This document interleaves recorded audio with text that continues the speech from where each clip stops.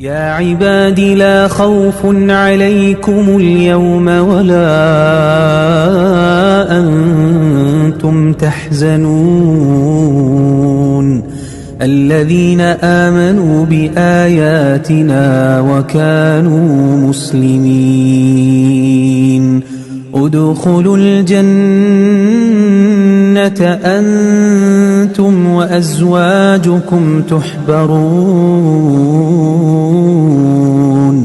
يطاف عليهم بصحاف من ذهب وأكواب وفيها ما تشتهيه الأنفس وتلذ الأعين وأنتم